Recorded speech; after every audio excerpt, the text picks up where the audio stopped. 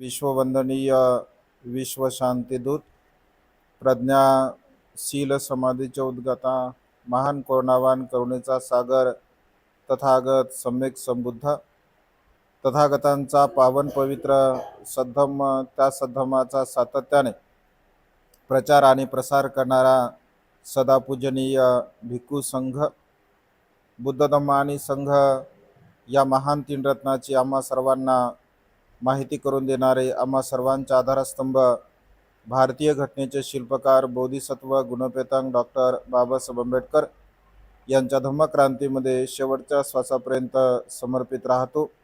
आज या मंगलमय प्रसंगी या वर्षावासाच्या पवित्र अशा कालखंडामध्ये आपल्या धम्मस्कंद बुद्धविहारामध्ये उपस्थित सर्व श्रद्धासंपन्न उपासक उपासिका, त्याचप्रमाणे सातत्याने आपल्या प्युरिटी ऑफ माइंड या यूट्यूब चॅनलच्या द्वारा धम्मदेशना श्रवण करून आपल्या जीवनामध्ये अनंत आणि असीम पुण्य संपादन करणारे सर्व श्रद्धासंपन्न उपासक उपासिका, आपणा सर्वांच्या प्रती अनंत अनंत मंगलकामना मंगलमैत्री भावना व्यक्त करतो व तुम्हा सर्वांच्या हितासाठी सुखासाठी आणि कल्याणासाठी तथागतांच्या श्रेष्ठ धम्मदेशनेला प्रारंभ करतो। आपण सर्वांनी शांत चित्ताने एकाग्र चित्ताने तथागतांच्या श्रेष्ठ धम्मदेशनेला श्रवण करावे, ग्रहण करावे। या मंगलमय प्रसंगी या वर्षावासाच्या पवित्र अशा कालखंडामध्ये वेगवेगळ्या विषयाला अनुसरून भगवंताची पवित्र अशी धम्मदेशना आपण श्रवण करत असतो आणि अनंत आणि असीम असं पुण्य आपण आपल्या जीवनामध्ये संपादन करतो। या वर्षावासाच्या पवित्र अशा कालखंडामध्ये श्रवण ज्ञान आपलं अधिक वृद्धिगत होत असते। वेगवेगळ्या प्रकारच्या विषयावरती धम्मदेशना श्रवण करून आपल्या ज्ञानामध्ये आपली वृद्धी होत असते आणि त्यामुळे तथागतांचा हा पवित्र सद्धम्म त्याचं अनुसरण करणे, त्याचं आचरण करणे आणि त्यानुसार प्रॅक्टिकली स्वरूपामध्ये आपल्याला कशा प्रकारे आचरण करता येईल, अनुसरण करता येईल यासाठी आपण सातत्याने प्रयत्न करत असतो। आज या मंगलमय प्रसंगी एक छोटेखाने तुम्हा सर्वांना उपदेश देण्याचा प्रयत्न करतो। मानवी जीवनामध्ये विशुद्धीला अत्यंत महत्त्वाचं स्थान आहे। मनुष्याचं जीवन जर परिशुद्ध नसेल, मनुष्याचं जीवन जर विशुद्ध नसेल तर मनुष्य आपल्या जीवनामध्ये कोणत्याही प्रकारचं कुशलकर्म पुण्यकर्म करू शकत नाही।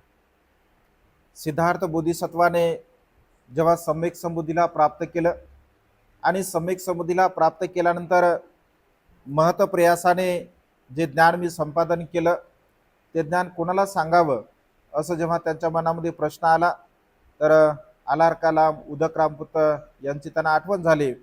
ते मूर्तीला प्राप्त झाले होते। त्यानंतर पंचवर्गीय परिवर्जकांची त्यांना आठवण झाली। पंचवर्गीय परिवर्जक सारनाथला होते। भगवंत तिकडे स्वतः गेले आणि भगवंताने त्यांना आपल्या धम्माचा उपदेश दिला। तर उपदेश देत असताना भगवंताने त्यांना विशुद्धी मार्ग सांगितला। भगवंत असे म्हणतात की मनुष्याच्या जीवनामध्ये विशुद्धीचा मार्ग असणं अत्यंत गरजेचं आहे। परिशुद्धता ही आपल्या जीवनामध्ये असणं अत्यंत गरजेचं आहे। जर विशुद्धी मार्ग मनुष्य आपल्या जीवनामध्ये धारण करत नसेल, विशुद्धी मार्गाला अनुसरून जर मनुष्य जीवन जगत नसेल तर ज्या सुखाची अभिलाषा मनुष्य करत असतो, ज्या सुखाची इच्छा मनुष्य आपल्या मनामध्ये निर्माण करत असतो तर ते सुख मनुष्याला कधी प्राप्त होऊ शकत नाही। आणि सुखाची आपण अभिलाषा करत असेल, सुखाची आपण इच्छा करत असेल आणि सुखाची इच्छा करून जर त्या मार्गाला अनुसरून जर आपण जीवन जगण्याचा प्रयत्न करत असेल तर नक्कीच आपल्या जीवनामध्ये आपल्याला भगवंताने सांगितलेलं जे निर्वाणगामी मार्ग आहे आणि निर्वाणगामी सुख आहे, फळ आहे, तर त्या फळाला आपण प्राप्त करू शकतो। आणि त्यामुळे परिशुद्धता विशुद्धता आपल्या जीवनाची असणं अत्यंत गरजेचं आहे। म्हणजे विशुद्धता कुठली असायला पाहिजे, विशुद्ध भाव कशा कशा प्रकारचा असायला पाहिजे, तर विशेष रूपाने भगवंत असे म्हणतात की काया विशुद्ध असली पाहिजे, वाचा विशुद्ध असली पाहिजे आणि मन विशुद्ध असलं पाहिजे। काया वाचा आणि मन या तीनही अवस्था आपल्या परिशुद्ध असल्या पाहिजे, विशुद्ध असल्या पाहिजे। या तीनही अवस्था जर आपल्या परिशुद्ध असतील, निर्मळ असतील तर आपल्या जीवनामध्ये आपण खूप चांगल्या प्रकारचं कुशल कर्म पुण्यकर्म करू शकतो. आणि त्यामुळे विशेष रूपाने भगवंताने काही विशुद्धी सांगितल्या. तर एक 7 प्रकारच्या विशुद्धी भगवंताने सांगितल्या. तर आजच्या देशनेच्या निमित्ताने या 7 प्रकारच्या विशुद्धी तुम्हा सर्वांना सांगण्याचा प्रयत्न करतो. भगवंत असे म्हणतात की मनुष्याच्या जीवनामध्ये निर्वाण मार्गाने मार्गक्रमण करायचा आहे, ज्याला निर्वाण मार्गाने मार्गस्थ व्हायचा आहे, किंवा ज्याला असं वाटतं की आपण आपल्या जीवनामध्ये सर्व प्रकारच्या तृष्णेचा त्याग करावा, सर्व प्रकारच्या जे भौतिक जे दुःख आहे आणि जे आध्यात्मिक दुःख आहे, या भौतिक आणि आध्यात्मिक दुःखाला मी पूर्णपणे नष्ट करावं, नाहीसं करावं, अशा प्रकारची मनोकामना, अशा प्रकारची इच्छा जर आपण असेल, तर या 7 प्रकारच्या विशुद्धी मार्गाने आपण आपलं जीवन जगलं पाहिजे असं भगवंतांनी म्हटलं आहे. तर पहिली विशुद्धी आहे शील विशुद्धी. पहिला विशुद्धीचा मार्ग आहे शील विशुद्धी. तर शील विशुद्धी आपण कशा प्रकारे पालन करावी, शील विशुद्धीचं आपण कशा प्रकारे आचरण करावं. जसं सुरुवातीला मी सांगितल्याप्रमाणे जेव्हा पंचवर्गीय परिवर्जकांना भगवंत म्हणजे भेटत असतात, तर पंचवर्गीय परिवर्जकांना भेटल्यानंतर भगवंत असे म्हणतात की तुमच्या जीवनाची परिशुद्धता, तुमच्या जीवनाची विशुद्धता असणं अत्यंत गरजेचं आहे. जर तुम्ही तुमच्या जीवनाची विशुद्धता आणि पवित्रता जर जोपासत असाल, तर तुमच्या जीवनामध्ये मी जे काही तुम्हाला सांगेल, तर त्याचं तुम्ही योग्य प्रकारे अनुसरण करू शकता, त्याचं आचरण करू शकता, किंवा प्रत्यक्ष रूपाने त्याला तुम्ही धारण करू शकता. आणि त्यामुळे सुरुवातीला तुम्ही जीवनाची परिशुद्धता म्हणजे केली पाहिजे. जर जीवनाची परिशुद्धता जर तुम्ही केली, तर तुम्ही सुखाच्या मार्गाने मार्गक्रमण करू शकता. आणि मग विशुद्धी मार्गाचे 5 तत्व भगवंताने सांगितले.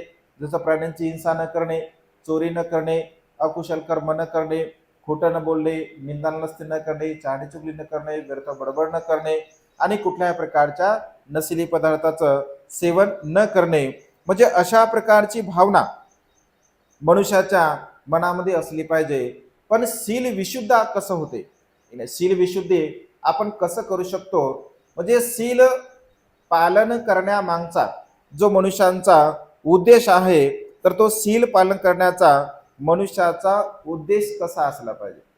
भगवंत असे म्हणतात की शील पालन जे आपण करत असतो, मग प्राण्यांची हिंसा आपण करत नसेल, चोरी करत नसेल, अकुशल कर्म करत नसेल, वाणिज्य कर्म करत नसेल, किंवा कुठल्याही प्रकारच्या नशिली पदार्थाचं आपण सेवन करत नसेल, तर या 5 शीलाची विशुद्धता आपण कशा प्रकारे जोपासली पाहिजे, या 5 शीलाची विशुद्धता आपण आपल्या जीवनामध्ये कशा प्रकारे निर्माण केली पाहिजे. तर शील जे आपण पालन करतो, जे पंचशिलेचं पालन असेल किंवा अष्टशिलेचं पालन असेल, तर शील आपण कशासाठी पालन करत असतो, काय उद्देश आहे शील पालन करण्याचा. शील कशासाठी पालन करतो आपण, सुखी राहण्यासाठी. आपल्याला असं वाटतं की शील पालन केल्यामुळे आपलं जीवन सुखी होऊ शकते. शील पालन करत असताना भगवंत असे म्हणतात की लाभ सत्कारासाठी शील पालन करणं असू नये. म्हणजे मनामध्ये तशा प्रकारची भावना कधी असू नये. लाभ सत्काराची भावना सुद्धा कधी कधी मनुष्याच्या चित्तामध्ये असू शकते. कधी कधी मनुष्याला असं वाटतं की मी खूप शीलवान आहे, मी खूप सदाचारी आहे, मी खूप गुणवान आहे, आणि अशा प्रकारची भावना उत्पन्न झाल्यामुळे शीलाचा अहंभाव सुद्धा मनुष्याच्या मनामध्ये निर्माण होत असतो. शीलाचा अहंकार सुद्धा मनुष्यात निर्माण होत असतो. कारण बघा, अनेक लोक असं म्हणतात कधी कधी, आम्ही तर रोज विहारात जातो, आम्ही तर रोज शील पालन करतो, आम्ही तर रोज वंदना करतो, आम्ही तर रोज प्रवचन ऐकतो, असं लोक म्हणतात बोलताना.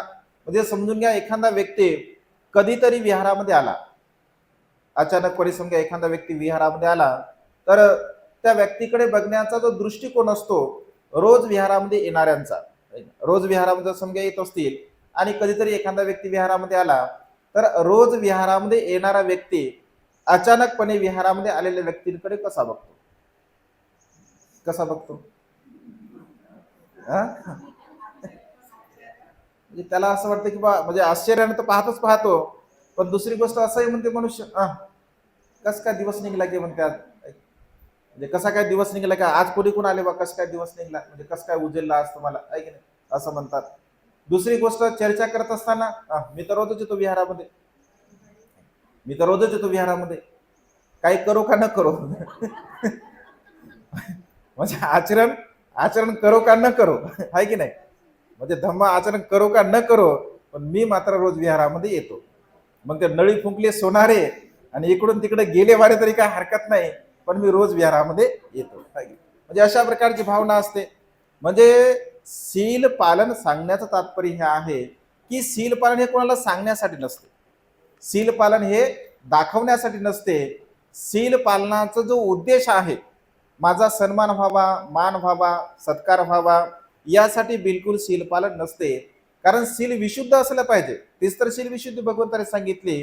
शील पालन आपण यासाठी केलं पाहिजे की माझ्या जीवनामध्ये या शीलाचं मी पालन करत आहे, यासाठी की माझ्या सर्व प्रकारच्या तृष्णा नष्ट झाल्या पाहिजे, माझा राग नष्ट झाला पाहिजे, माझा द्वेष नष्ट झाला पाहिजे, माझा मोह नष्ट झाला पाहिजे, माझ्यातला मीपणा, अहमपणा, गर्व नष्ट झाला पाहिजे, आणि माझ्या मनातील असणारे जे विकार आहे हे विकार पूर्णतः नाहीसे झाले पाहिजे, नष्ट झाले पाहिजे. माझं मन प्रसन्न व्हावं, माझं मन आनंदी व्हावं, आणि त्याच्याही पलीकडे जाऊन माझ्या मनाला सुख लाभावं. सुखासाठी तर आपण सर्व काही करतो, आणि आपण मनुष्याने असा विचार केला पाहिजे की या शील पालनामुळे मला सुख लाभलं पाहिजे, मी सुखी झालो पाहिजे, मी समाधानी झालो पाहिजे. अशी परिशुद्ध भाव, असा परिशुद्धतेचा विचार जर आपल्या मनामध्ये जर येत असेल आणि त्यासाठी जर आपण शील पालन करत असेल, तर ती शील विशुद्धी एक प्रकारची आपली ठरत असते. ज्या ज्या मनुष्याला असं वाटतं की मी अशा प्रकारच्या भावनेने शीलाचं पालन करतो, किंवा माझ्या जीवनामध्ये जे माझं शील पालन आहे, तर ते शील पालन केवळ माझ्या स्वतःच्या सुखासाठी आहे. कारण तुम्ही शील पालन केलं असेल, तुम्ही सदाचाराचं अनुसरण केलं असेल, तर त्याचा लाभ काही दुसऱ्याला होत नाही. कारण जो पालन करतो त्याला त्याचा लाभ असतो. ही गोष्ट अशी आहे की ज्याचं त्यालाच मिळते. नोकरी जर करत असेल एखादा मनुष्य, तर पैसा पाणी सगळ्याला परिवाराला मिळू शकते. नोकरी एखादा करणारा असेल मनुष्य, तर परिवाराला देऊ शकतो. पण शील पालन जर करत असेल, धमाचं आचरण जर करत असेल, दान पुण्य जर करत असेल, तर त्याचा सर्वस्वी लाभ मात्र स्वतःला होत असतो. भलेही आपण त्या कुशल कर्मामध्ये इतरांना सहभागी करून घेऊ शकतो, आपल्या दानाचं अनुमोदन सुद्धा आपण त्यांना करू शकतो, परंतु प्रत्यक्ष रूपाने त्या गोष्टींचं अनुसरण, त्या गोष्टींचं आचरण, त्या गोष्टीचं पुण्यकर्म हे तुम्हाला स्वतःला प्राप्त होत असते. आणि त्यामुळे कुठल्याही प्रकारचा मनामध्ये मीपणा, अहमपणा, गर्व, ईर्ष्या अशा प्रकारच्या विकाराने जर आपण शील पालन करत असेल, आणि शीलाचा जर मनुष्याला गर्व होत असेल की माझ्यासारखा शीलवान कोणीच नाही, माझ्यासारखा सदाचारी कोणीच नाही, माझ्यासारखा ज्ञानी पंडित कोणीच नाही, अशा प्रकारची भावना जर मनुष्याच्या चित्तामध्ये असेल, तर त्या मनुष्याला कुठल्याही प्रकारचा लाभ होत नाही, लाभ म्हणजे सुख प्राप्त होत नाही. त्या सुखाची अपेक्षा तो करतो, ती अपेक्षा त्याची भंग होत असते. आणि त्यामुळे पहिल्या प्रकारची शील विशुद्धी आपण अशा पद्धतीने केली पाहिजे की लाभासाठी असेल, सन्मानासाठी असेल, किंवा राग, द्वेष, लोभ, मोह, मीपणा, अहंपणा, गर्व, ईर्ष्या हे वाढवण्यासाठी जर आपण शील पालन करत असेल, तर त्याचा लाभ आपल्याला काहीही होत नाही. तर माझं जीवन परिशुद्ध कसं होईल, माझं जीवन निर्मळ कसं होईल, या भावनेने आपण शीलाचं अनुसरण केलं पाहिजे, ज्याला एक प्रकारची शील विशुद्धी असं म्हटलं आहे. लाईट लावा. त्यानंतर दुसरा आहे चित्त विशुद्धी. दुसरा आहे चित्त विशुद्धी.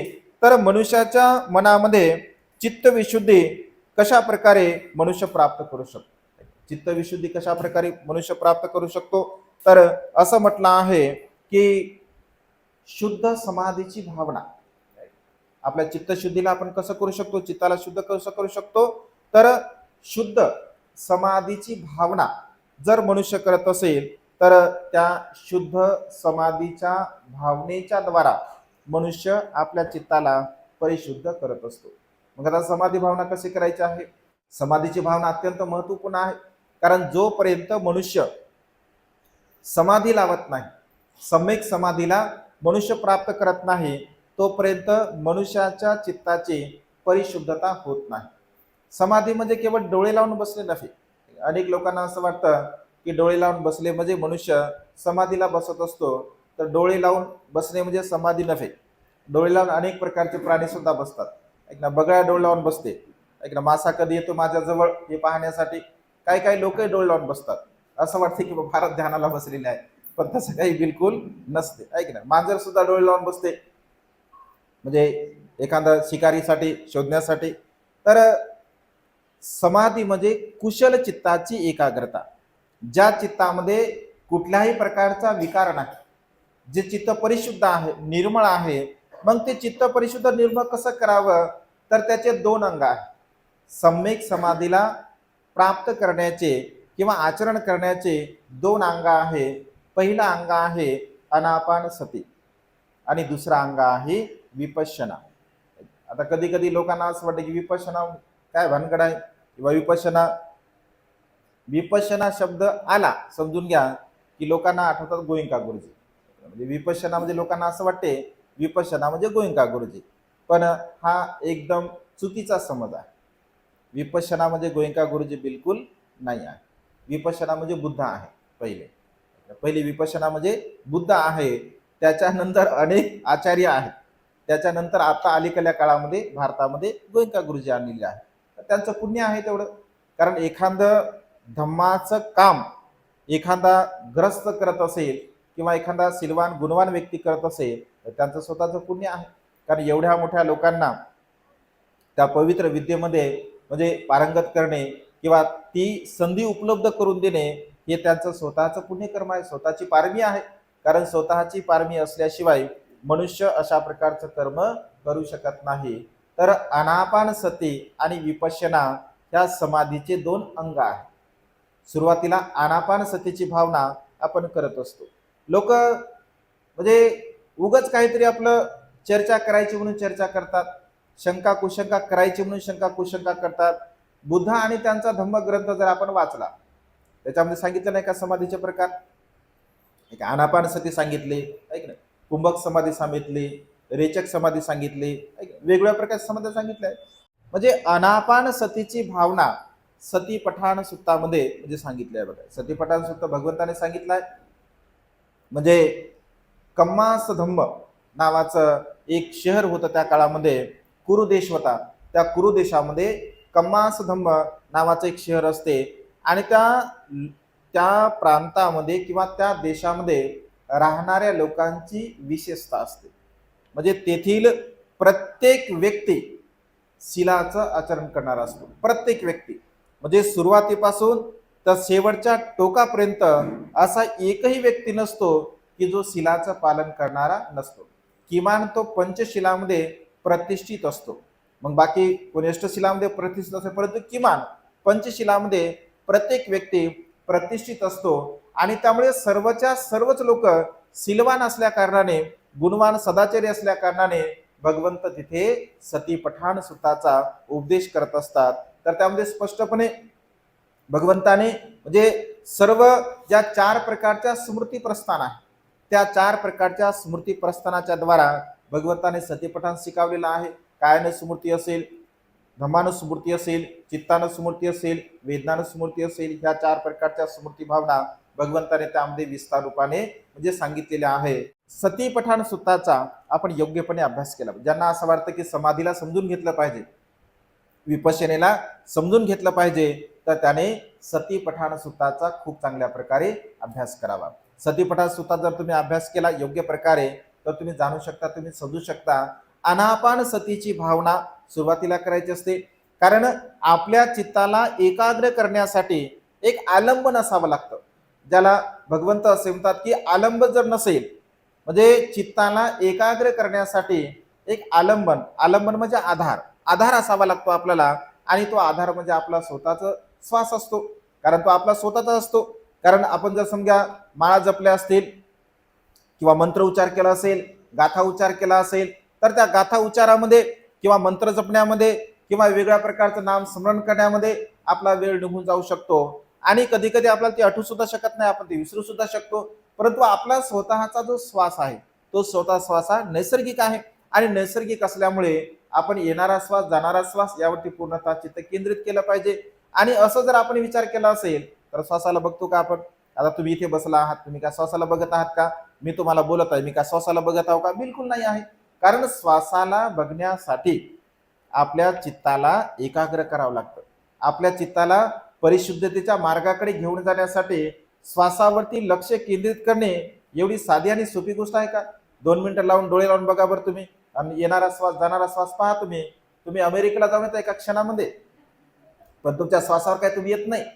म्हणजे जे जे तुम्ही टीव्हीत पाहसाल तिथे तिथे एका क्षणात जाऊन असाल. साड्याच्या दुकानामध्ये गेल्या का लगेच साड्या दिसतील मग तुम्हाला, आहे की नाही? भज्या दुकानामध्ये गेल्या का लगेच भजे दिसू शकतात. पण आनापान सती म्हणजे श्वासावर तुम्ही येऊ शकत नाही. एक सेकंद सुद्धा श्वास तुम्ही रोखून धरू शकत नाही, कारण ज्याचं त्याचं पुण्य आहे. पण श्वासाला केंद्रित करणे अत्यंत कठीण अशी गोष्ट आहे बघा, सोपी गोष्ट बिलकुल नाही आहे.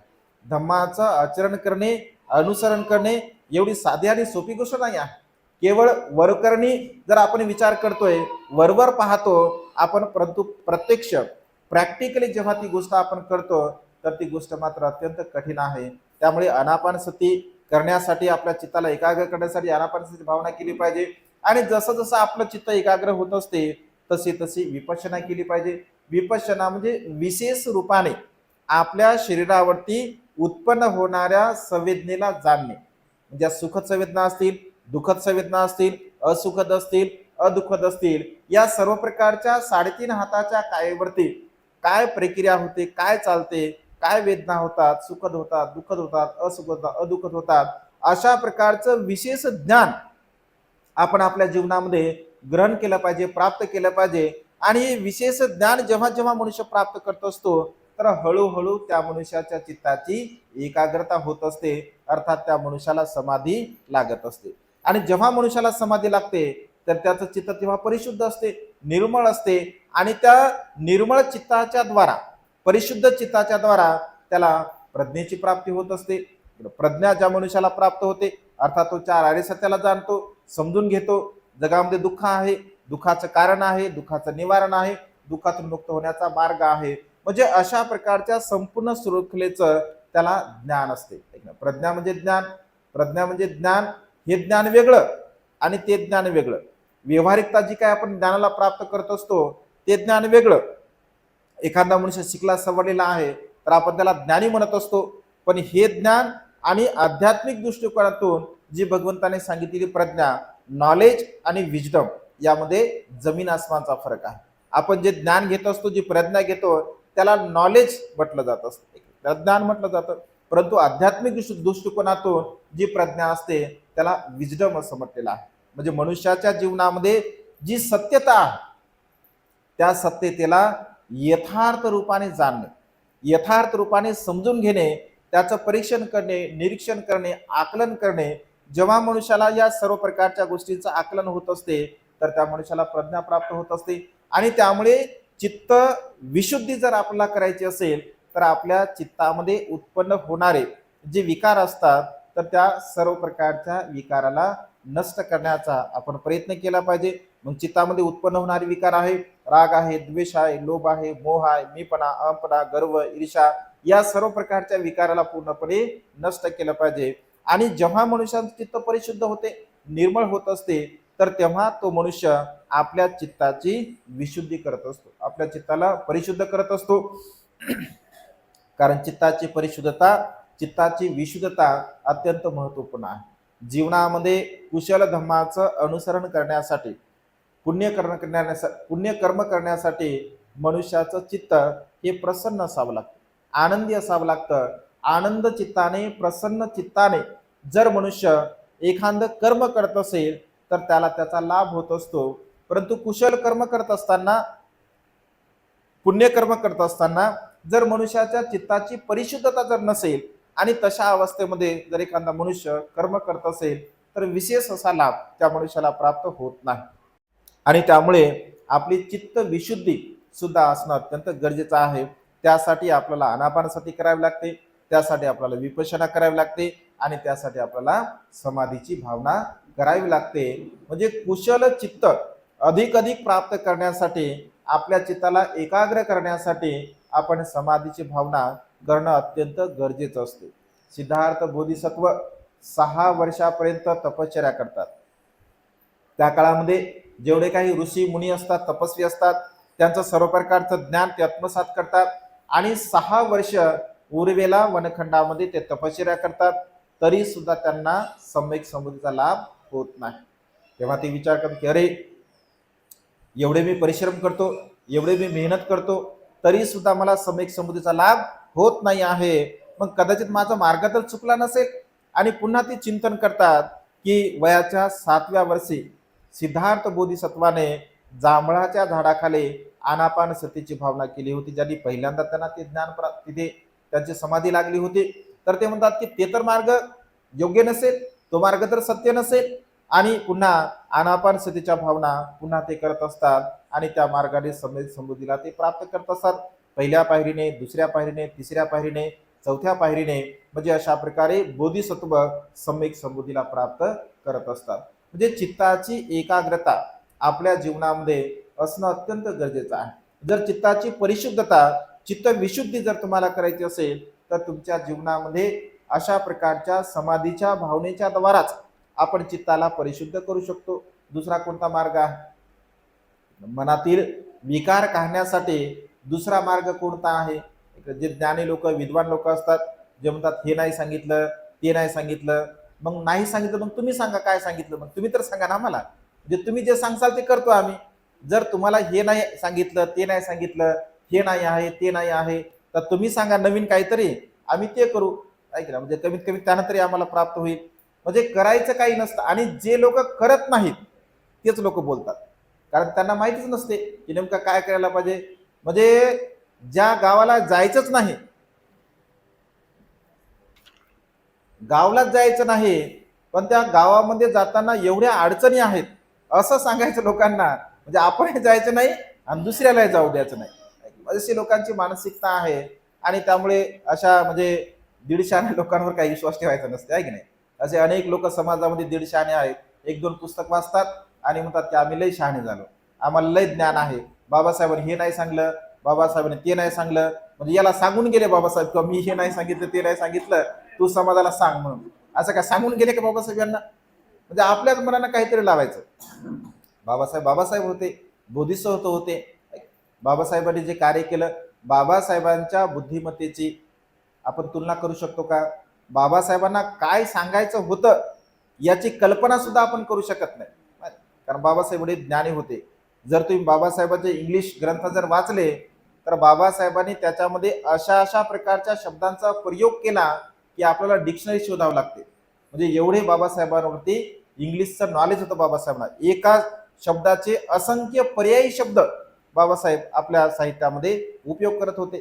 त्यांचा म्हणजे त्यांना तशा प्रकारचं ज्ञान होतं, त्यांची प्रज्ञा तशा प्रकारची होती. आणि त्यामुळे आपण आपल्या बुद्धिमत्तेचा विकास स्वतः केला पाहिजे आणि तशा प्रकारे आपण धर्माचं अनुसरण केलं पाहिजे, आचरण केलं पाहिजे. भगवंताचा धर्म हा महान आहे आणि अथांग सागरासारखा आहे. तुम्ही आयुष्यभर जरी मी त्या धर्माचं अनुसरण करतो, त्याला समजून घेतो असं जरी म्हटलं असेल तरी हे आपलं जीवन संपून जाते. 84,000 उपदेश भगवंताचे आहेत. 82,000 उपदेश भगवंताने स्वतः दिलेले आहेत. 2,000 उपदेश भगवंताच्या शिष्याने दिले, अग्रश्रावकाने दिले आहेत. 84,000 उपदेश आहेत. आपलं घोडं बुधान धम्मग्रंथ आडून पडलेलं आहे. देव आहे का नाही, आत्मा आहे का नाही, परमात्मा आहे का नाही, जन्म पुनर्जन्म आहे का नाही, विपश्यना आहे का नाही, बस संपलं. आपलं घोडं इथं चाललेलं आहे. समोरचा आणखी अथांग सागर आहे. त्या अथांग सागरामध्ये डुबकी मारणं सोडून दिलं आणि डबक्याला घेऊन मनुष्य बसले आहे. बघा, बुद्ध आणि त्याचा धम्मग्रंथ हा फक्त त्रिपिटकांची ओळख तुम्हाला व्हावी, त्रिपिटक ग्रंथाची तुम्हाला ओळख व्हावी यासाठी बघा बाबासाहेबांनी महत प्रयासाने तो ग्रंथ लिहिलेला आहे. काही काही लोक असं म्हणतात बुद्ध आणि त्यांचा धम्म या ग्रंथाच्या व्यतिरिक्त आम्हाला कोणताच ग्रंथ मान्य नाही म्हणतात. आम्हाला मला म्हटलेलं आहे लोकांनी प्रमाण आहे म्हणतात भक्तीजी, त्याच्याशिवाय आम्ही ग्रंथ मानतच नाही. मी म्हटलं बा ठीक आहे, प्रमाण आहे, पण बुद्ध आणि त्यांचा धम्म हा ग्रंथ बाबासाहेबांनी लिहित असताना त्या ग्रंथाचे संदर्भ तुम्ही बघा. की नेमके बाबासाहेबांनी कोणत्या ग्रंथामधून घेतले. कारण बिना संदर्भाचा ग्रंथ असतो का? ग्रंथ हा बिना संदर्भाचा कधीही नसतो. प्रत्येक ग्रंथाला संदर्भ असतो आणि ज्या ग्रंथाला संदर्भ दिलेला असतो तोच लेखक खरा असतो. ज्या ग्रंथाला संदर्भ दिलेले असतात तो लेखक खरा असतो, नाही तर मग डायरेक्ट कॉपी पेस्ट असतो, आहे की नाही. म्हणजे ज्याने संदर्भ दिले नाही समजून घ्या असं गृहीत धरायचं की तो कॉपी पेस्ट आहे. त्याने काही अभ्यास केला नाही, त्याने काही चिंतन केलं नाही, मनन केलं नाही, त्याने आपली उचलल्या लगे पेस्ट करून टाकलं, आपलं नाव जोडून दिलं आणि मी लेखक झालो, असं आहे. ग्रंथ संदर्भ तुम्ही बघा, धर्मानंद कोसंबीचे ग्रंथ ऐका, बघा तुम्ही वाचा. म्हणजे धर्मानंद कोसंबींनी चॅप्टर दिलं का, चॅप्टर दिल्या बरोबर त्याच्या खाली संदर्भ ग्रंथ आहे की या ग्रंथामधून हे मी घेतलेलं आहे, असं असतं. बाबासाहेबांचे ग्रंथ बघा तुम्ही, प्रत्येक ग्रंथाला बाबासाहेबांनी संदर्भ सूची म्हणजे दिलेली आहेत. कारण संदर्भ ग्रंथ देणं अत्यंत गरजेचं असते आणि त्यामुळे आपली प्रज्ञा आपण विकसित केली पाहिजे, आपली स्वतःची बुद्धी आपण विकसित केली पाहिजे. वेगवेगळ्या प्रकारचं ज्ञान आपण संपादन केले पाहिजे. एकाच ज्ञानावरती आपण अवलंबून नाही राहिलं पाहिजे. वेगवेगळ्या प्रकारचे ग्रंथ आपण स्वतः वाचले पाहिजे, स्वतः चिंतन केलं पाहिजे, स्वतः मनन केलं पाहिजे, स्वतः त्याची अनुभूती घेतली पाहिजे आणि स्वतः अनुभूती घेऊन आपण त्या निष्कर्षावरती पोहोचलं पाहिजे. कुठल्याही प्रकारचे ग्रंथ न वाचता लोक चर्चा करतात, अनेक वेळा लोक चर्चा करतात, मग मी विचारत असतो त्यांना, माझ्यासोबत जे लोक चर्चा करतात, मग किती ग्रंथ वाचले तुम्ही विचारतो पहिले. बुद्धांधर्म ग्रंथ वाचला का? हो वाचलं. मिलिंद प्रश्न वाचला का? आणखी कोणते एखादा ग्रंथ वाचला का? नाही म्हणते वाचलं, वाचल्यात मग ठेवून दे फोन, मला काही सांगू नको. आता वाचलंच नाही तर काय सांगावं त्याला. म्हणजे रिकाम्या डोक्याच्या समोर तुम्ही कितीही डोकं आपटलं तर काही उपयोग आहे का? काहीच नाही. म्हणजे मिलिंद राजाने म्हणते नागसेनला प्रश्न विचारले काय, असेच विचारले का उगेच? स्वतः ते विद्वान होते, स्वतः ज्ञानी होते, 19 भाषेमध्ये ते पारंगत होते, स्वतः 19 कलेमध्ये ते पारंगत होते. त्या काळामध्ये असणारी एकही कला अवगत त्यांना नव्हती असं नव्हतं. प्रत्येक कला त्यांना अवगत होते आणि त्यामध्ये विद्वान होते, ज्ञानी होते, पंडित होते. आणि त्यामुळे जेव्हा त्यांच्यासोबत वादविवाद करायचा असतो तेव्हा भंते नागसेन म्हणतात की महाराज तुम्ही वाद कोणता करणार आहात? तुम्ही राजवाद करणार आहात का विद्वानवाद करणार आहात? मग ते म्हणतात की राजवाद म्हणजे काय आणि विद्वानवाद म्हणजे काय? तर भंते सांगतात की म्हणजे राजवाद म्हणजे जसं मी तुम्हाला प्रश्न विचारला किंवा तुम्ही मला प्रश्न विचारला, मी तुम्हाला उत्तर दिलं आणि तुम्ही विचारलेल्या प्रश्नाचं मी तुम्हाला उत्तर दिलं आणि तुम्हाला जर ते आवडलं नाही, तर तुम्ही राजा असल्यामुळे मला शिक्षाही करू शकता, मला दंडही करू शकता, कारण तुम्ही राजा आहात.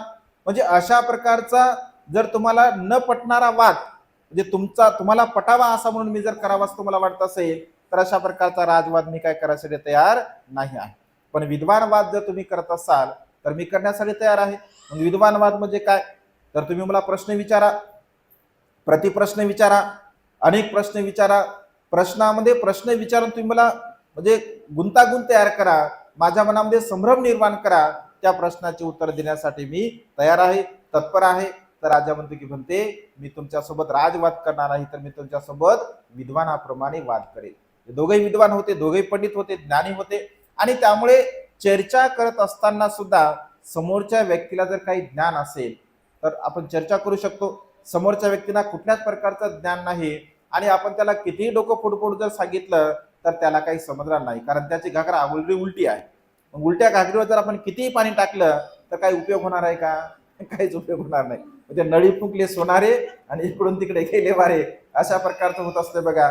त्यामुळे धम्म तत्व आचरण करत असताना आपण प्रॅक्टिकली त्याचं अनुसरण केलं पाहिजे. कारण चित्तविशुद्धी तीच तर आहे. तुम्ही प्रॅक्टिकली आचरण करा ना, तुम्ही स्वतः समाधीची भावना करा, स्वतः ध्यान करा, चिंतन करा, मनन करा. कारण प्रत्येक उपदेशाच्या समोर जेव्हा शेवटी उपदेश बघा, त्रिपिटक साहित्यामध्ये भगवंत असे म्हणतात की त्याने ध्यान मनन चिंतन करून दुःखमुक्तीची अवस्था प्राप्त केली. कारण ध्यान मनन चिंतन जोपर्यंत मनुष्य करणार नाही, आपल्या कर्माबद्दल चिंतन करणार नाही, आपल्या अकुशल कुशल कर्माबद्दल चिंतन करणार नाही, तर तो मनुष्य समाधी भावना कशी लावू शकतो? लावू शकत नाही. आणि त्यामुळे आपल्या कर्माचं चिंतन आपण रोज आणि रोज केलं पाहिजे असं भगवंत म्हणतात. आणि त्यामुळे तुम्हाला चित्त विशुद्धी जर करायची असेल तुमच्या चित्ताला जर परिशुद्ध करायचं असेल तर तुम्ही समाधी भावना करणं गरजेचं आहे. 5 मिनिटं 10 मिनिटं आनापानसतीची भावना केली पाहिजे. त्यानंतर तुम्ही विपश्यनेची भावना केली पाहिजे आणि आनापानसती करून विपश्यना भावना करून हळूहळू समाधीकडे आपण वळलं पाहिजे. डायरेक्टली जर तुम्ही असं म्हटलं की मी माझ्या चित्ताला एकाग्र करतो, ना आनापानसती करतो ना विपश्यना भावना करतो, डायरेक्ट माझ्या चित्ताला मी एकाग्र करतो, तर मग कसं करणार? करू शकत नाही मनुष्य. आणि त्यामुळे समाधीचे हे उपअंग आहे, समाधीचे हे उपअंग आहे म्हणजे आनापानसती आणि विपश्यना. त्याच्यानंतर त्याचा अभ्यास झाल्यानंतर आपल्या चित्ताची एकाग्रता होत असते, त्याला समाधी असं म्हटलं आहे. आणि त्यामुळे तुमच्या चित्ताला जर तुम्हाला परिशुद्ध करायचं असेल, तुमच्या चित्ताची तुम्हाला विशुद्धी करायची असेल तर तुम्ही समाधी भावना करणं अत्यंत गरजेचं आहे. त्यामुळे तुमचं चित्त परिशुद्ध होत असते, ती चित्त विशुद्धी होत असते. त्यानंतर दृष्टीविशुद्धी म्हणजे मनुष्याच्या जीवनामध्ये जीवन जगत असताना भगवंत असे म्हणतात की मनुष्याची जी दृष्टी आहे, दृष्टीविशुद्धी अत्यंत महत्वपूर्ण आहे. दृष्टी म्हणजे दृष्टिकोन, राईट व्ह्यू ज्याला भगवंताने असं म्हटलं. दृष्टी म्हणजे पाहण्याचा दृष्टिकोन मनुष्याचा जर योग्य असेल, चांगला जर असेल तर मनुष्य चांगलं पाहू शकतो. जसं आपण व्यवहारामध्ये असं म्हणतो ना, जसा चष्मा असेल, आपण जसा चष्मा लावला तसा आपल्याला दिसतं. ते जसं समजा आमचे एक भंतीजे सांगतात, जनावर म्हणजे चारा खातच नव्हते उन्हाळ्याच्या दिवसामध्ये. उन्हाळ्याच्या दिवसामध्ये चारा कसे खातील? कारण सगळीकडे काही हिरवळ नसते, मग चाराच खात नाही, ते चाराच खात नाही. मग त्यांना आयडिया सुचली, मग त्याने बाजारातून चष्मे आणले. कोणते आणले? हिरवे चष्मे आणले आणि लावून दिले जनावरांना. त्यांना वाटलं की बाबा पाला आता हिरवा आहे, चक्क हिरवा पाला खाऊन घेतला त्यांनी. म्हणजे असे काही काही लोकांचे बघा चष्मे लावलेले आहे, म्हणजे त्यांनी त्यांचा अँगल ठरवून ठेवलेला आहे की हे असंच आहे, याच्या व्यतिरिक्त दुसरं काहीच नाही आहे. असा आपला चष्मा, आपली दृष्टी झाली. हे मारसेना आहे बघा, म्हणजे मारसेना असे सतत त्या मारसेनाचा हॅमरिंग होत राहते, पुन्हा पुन्हा पुन्हा पुन्हा पुन्हा पुन्हा. एवढं घेऊ आपण, संपून टाकू आपण. तर दृष्टी अत्यंत महत्वपूर्ण आहे, राईट व्ह्यू ज्याला भगवंतांनी म्हटलंय. असारे सारमतीनो सारेच सारदसिनो ते सारंग ना दिगच्छन्ति मिच्छा संकल्प गोचरा. सारच सारतो यत्वा असारच असारतो ते सारंग अधिगच्छन्ति सम्मा संकल्प गोचरा. म्हणजे साराला सार आणि असाराला असार. जे सत्याला, काही लोक सत्याला असत्य समजतात आणि असत्याला सत्य समजतात. तर अशा प्रकारचा विचार करणारा मनुष्य सत्यापर्यंत कसा काय पोहोचू शकेल? पोहोचू शकणार नाही. आणि त्यामुळे सत्याला सत्य समजलं पाहिजे आणि असत्याला असत्य समजलं पाहिजे. दुसऱ्याची मर्जी राखण्यासाठी अनेक लोकांची मानसिकता अशी असते की कधी कधी दुसऱ्यांची मर्जी राखण्यासाठी मनुष्य त्याचं खोटं जरी असेल तर त्याच्या हो मध्ये हो मिळून टाकते. चला हा ठीक आहे, बरोबर आहे, तुमचं बरोबर आहे. अरे हो सत्य आहे, असत्य आहे, पण ते त्याला काय होते मग? म्हणजे तूही तसा आणि मी तसा. म्हणजे जोपर्यंत ते मिलीभगत होत नाही एखाद्या विचाराचे, तोपर्यंत कुठली गोष्ट काही सत्य होत नाही, कारण दृष्टी ठरलेली आहे ना. म्हणजे मनुष्याचा जो दृष्टिकोन आहे तो दृष्टिकोन बघा अत्यंत महत्वपूर्ण आहे. भगवंत एकदा असंच वातावरण होतं, पावसाचं वातावरण होतं आणि पावसामध्ये असे धुके पडलेले होते आणि धुक्यामध्ये वेगवेगळे भिक्षू वेगवेगळ्या ग्रुपने राहत होते. तर ग्रुपने राहत असताना आनंद म्हणते भगवंताच्या जवळ असतात. तर भगवंत भिक्षूंना उद्देशून म्हणतात, आनंद तिकडे पलीकडे जे बघत आहे तू सारीपुत्त बनते आहे. सारीपुत्त बनतेसोबत काही लोक आहेत, काही भिक्षू आहेत. तर ते तुला माहित आहे का आहेत? आनंद म्हणतो का भगवान? तर भगवंत असं म्हणे की सारीपुत्त प्रज्ञेमध्ये अग्र आहे. सारीपुत्त प्रज्ञावान आहे, प्रज्ञेमध्ये अग्र आहेत, भगवंताचे उजवे हात आहेत. सारीपुत्तांच्या सोबत राहणारे जेवढे भिक्षू आहेत ते सर्व प्रज्ञेमध्ये अग्र आहे. ते प्रज्ञेमध्ये प्रज्ञा त्यांना आवडते. ज्ञान संपादन करणे, ज्ञानाचा संग्रह करणे त्यांना आवडते आणि त्यामुळे त्यांचे संस्कार जुळलेले आहेत. सारीपुत्ताचे प्रज्ञेचे संस्कार आहेत तर त्यांचे सुद्धा प्रज्ञेचे संस्कार आहेत आणि त्यामुळे ते एका बाजूने एकीकडे झालेले आहेत. तिकडे तू पलीकडे बघतो महामोगल्यान भंते जे आहेत, महामोगल्यान भंतेसोबत जेवढे भिक्षू आहेत तर ते रिद्धिसिद्धीमध्ये अग्र आहे. का रिद्धिसिद्धीमध्ये अग्र आहे? कारण महामोगल्याला म्हणते रिद्धिसिद्धीमध्ये अग्र आहे. त्यांचे संस्कार एकमेकांचे जुळलेले आहेत आणि त्यामुळे ते सर्व तिकडं गेलेले आहे. पुन्हा असं म्हणतात, तू तिकडे बघतो तिकडे उपाली भंते आहे. उपाली भंतेसोबत राहणारे जेवढे काही भिक्षू आहेत तर ते सर्वच्या सर्व भिक्षू हे विनयामध्ये अग्र आहे. विनय पिटकामध्ये ते अग्र होते, तर विनयामध्ये ते पारंगत आहेत. अशा प्रकारे पुन्हा असं म्हणतात, मैत्री पुत्रायना तू बघतो, मैत्री पुत्रायन हे अगदी संक्षिप्त उपदेशाला विस्तार रूपाने सांगण्यामध्ये ते अग्र आहेत. म्हणजे अशा प्रकारे एका एका भिक्खूंचं भगवंत वर्णन करत असतात. आणि शेवटी असं म्हणतात, तिकडे तू बघतो ते दिसते तुला देवदत्ता आहे. तिकडे कोण आहे? देवदत्ता आहे. त्या देवदत्ता सोबत राहणारे जे भिक्षू आहे अगदी देवदत्ता सारखेच आहे. देवदत्ता पापी आहे, दुराचारी आहे, अकुशल कर्म करणारा आहे, वाईट कर्म करणारा आहे. त्याच्या सोबत राहणारे सगळेच्या सगळे तसेच आहे. कारण संस्कार जुळतात ना मनुष्याचे. जशा प्रकारचे संस्कार असतील, खोटं बोलणारा मनुष्य असेल तर बरोबर खोटं बोलणारा बाजू खोटं बोलणारीच बोलते, बसते बरोबर लगे. चाड्या चुगल्या करणारी असेल तर चार जणीला सोडते आणि तिच्याजवळ जाऊन बसते, आहे की ना. म्हणजे सवय असते ना. म्हणजे बायाच नाही पुरुषही तसेच असतात, आहे की नाही. महिलाच नसतात तर पुरुषांमध्ये तसे गुण असतात, असा काही विषय नाही आहे. म्हणजे हे सगळ्यात मध्ये विकार असतात. आणि खोटं बोलणारा जवळ जातो, द्वेष करणारा जवळ जातो, आहे की नाही. अकुशल कर्म करणारा अकुशल कर्माकडे जातो, मद्यसेवन करणाकडे जातो. कारण त्यांचे संस्कार तशा प्रकारचे जुळत असतात. आणि ते संस्कार जुळत असल्यामुळे मनुष्याच्या जीवनामध्ये बघा त्यांचे संस्कार तसे असतात. तर भगवंत असे म्हणतात, दृष्टी विशुद्धी आपली असली पाहिजे. म्हणजे कोण काय सांगतो, कोण काय बोलतो याच्याकडे विशेष आपण लक्ष नाही दिलं पाहिजे. आपल्या स्वतःच्या बुद्धीचा आपण उपयोग केला पाहिजे, आपल्या स्वतःच्या प्रज्ञेचा आपण उपयोग केला पाहिजे.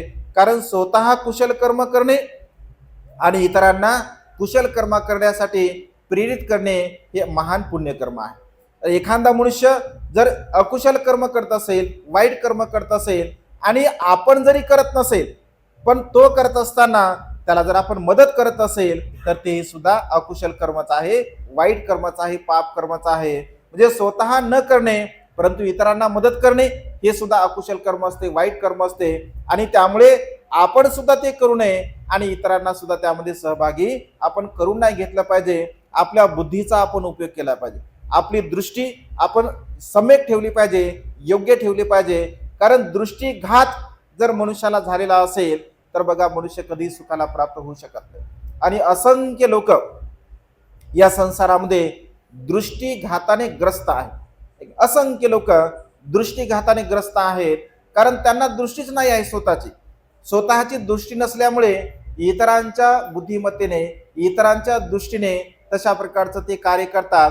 आणि त्यामुळे त्यांची दृष्टी परिशुद्ध होत नाही, त्यांची दृष्टी निर्मळ होत नाही. तर मग दृष्टी कशाप्रती आपली असली पाहिजे? दृष्टी विशुद्धी आपण कशी केली पाहिजे? तर आर्य अष्टांगिक मार्गाच्या प्रती आपली दृष्टी विशुद्धी असली पाहिजे. कारण भगवंत असे म्हणतात, एका एको मग्गो आर्य अठांगिको मग्गो. आर्य अष्टांगिक मार्गाशिवाय या संसारामध्ये दुःखमुक्तीचा दुसरा कोणताही मार्ग नाही आहे. एकमेव जर दुःखमुक्तीचा मार्ग असेल तर तो म्हणजे आर्य अष्टांगिक मार्ग आहे. आणि या आर्य अष्टांगिक मार्गाकडे बघण्याचा जर मनुष्याचा दृष्टिकोन असेल, कारण सध्या म्हणजे पूर्वीच्या काळामध्ये सुद्धा वर्तमान काळामध्ये सुद्धा म्हणजे मिथ्या दृष्टीला बघणारे लोक असंख्य आहे. सगळं खोटं असते, म्हणजे मनुष्याला माहित आहे हे खोटं आहे, तरी सुद्धा मनुष्य बघा ही गोष्ट करत असतो. कारण मिथ्या दृष्टी त्यांच्या चित्तामध्ये आहे.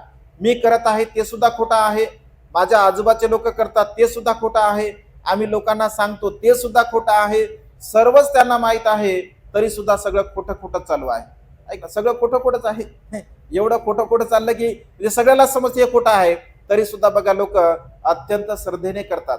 इकडं तर सगळं खरं आहे, इकडं सगळं खरं आहे तरी सुद्धा लोक करत नाहीत. म्हणजे काय म्हणावं आता, दृष्टीघात म्हणा का मिथ्या दृष्टी म्हणा हे समजत नाही बघा. आणि त्यामुळे आपण विचार केला पाहिजे की बघा अन्य आजूबाजूला जर आपण बघितलं तर सगळं खोटं आहे तरी सुद्धा एवढं श्रद्धेने करतात, एवढं आस्थेने करतात, एवढं म्हणजे एकीने करतात. आणि आपलं खरं असून सुद्धा आपले लोक घरामध्ये बसलेले आहे. आता काय सांगावं, काय गेले असेल दांड्या खेळायला काय सांगतायत आज कोणता कलर आहे ते माहित नाही आहे. ऐक नाही, कलर कलर घालू घालू बाया आपल्या दांडियामध्ये जातात, खेळण्यामध्ये, गणपतीमध्ये जातात, इकडं तिकडं. म्हणजे आपलं दिलं सोडून, म्हणजे चांगलं दिलं सोडून आणि मिथ्या दृष्टीच्या पाठीमागे, चुकीच्या धारणेकडे बघा पाठीमागे लोक लागले का? कारण दृष्टी नाही ना. म्हणजे नेमकी काय करायला पाहिजे आणि काय नाही करायला पाहिजे हा दृष्टिकोन नसल्यामुळे बघा अशा प्रकारचं दुःख मनुष्याला प्राप्त होत असते. आणि त्यामुळे खाणे पिणे मोजमजा करणे अशा प्रकारचा दृष्टीभाव मनुष्यांच्या चित्तामध्ये असतो. आणि तशाच प्रकारच्या मार्गाने असंख्य लोक या संसारामध्ये जीवन जगतात. त्यामुळे सुखाच्या मार्गाने मार्गक्रमण करणारे लोक फार कमी आहे. अगदी बोटावरती मोजण्यासारखे लोक बघा सुखाच्या मार्गाने मार्गक्रमण करतात. परंतु आपण आपली प्रज्ञा जागरूक ठेवली पाहिजे, आपली बुद्धिमत्ता आपण जागरूक ठेवली पाहिजे. सत्य असत्य यामधील भेद आपण केला पाहिजे. चांगलं काय वाईट काय यामध्ये आपण भेद केला पाहिजे. आणि जे सत्य आहे त्या सत्याच्या मार्गाने आपण जीवन जगण्याचा प्रयत्न केला पाहिजे. आणि त्यामुळे आपली दृष्टी विशुद्धी म्हणजे आर्य अष्टांगिक मार्गाला यथार्थ रूपाने जाणणे, यथार्थ रूपाने समजून घेणे. मग सम्यक दृष्टी आहे, सम्यक संकल्प आहे, सम्यक वाचा आहे, सम्यक कर्मांत आहे, सम्यक आजीविका आहे, सम्यक व्यायाम आहे, सम्यक स्मृती आहे आणि सम्यक समाधी आहे. या आर्य अष्टांगिक मार्गाला यथार्थ रूपाने आपण जाणणे, समजून घेणे आणि त्यानुसार जीवन जगण्याचा बघा आपण प्रयत्न केला पाहिजे. त्यानुसार जर आपण जीवन जगण्याचा प्रयत्न करत असेल तर आपले कुशल कर्म होऊ शकतात, आपले पुण्यकर्म होऊ शकतात आणि आपण सुखाच्या मार्गाने मार्गक्रमण करू शकतो. आणि त्यामुळे ही जी शील विशुद्धी आहे या शील विशुद्धीला आपण धारण केलं पाहिजे. आपण चित्त विशुद्धीला समजून घेतलं पाहिजे आणि दृष्टी विशुद्धीला सुद्धा आपण समजून घेतलं पाहिजे. 7 प्रकारच्या विशुद्धी भगवंताने सांगितल्या. मार्सेना अधिक असल्यामुळे उद्याच्या भागामध्ये आपण या 4 प्रकारच्या विशुद्धी सांगूया. उद्या 5 वाजता आपण यावं. मी आज बाहेर गेल्यामुळे मला थोडा वेळ झाला. उद्या शार्प आपण 5 वाजता म्हणजे स्टार्ट करणार आहोत, म्हणजे आपला विषय हा पूर्ण होत राहील. ठीक, आजच्या या मंगलमय प्रसंगी अधिक न बोलता आपणा सर्वांच्या प्रती अनंत अनंत मंगल कामना, मंगलमैत्री भावना व्यक्त करतो आणि ही देशना संपन्न करतो. सर्वांचं मंगल हो, सर्वांचं कल्याण हो, सर्वांना दीर्घायुष्य लाभो. बुद्धं नमामि, धम्मं नमामि, संघं नमामि.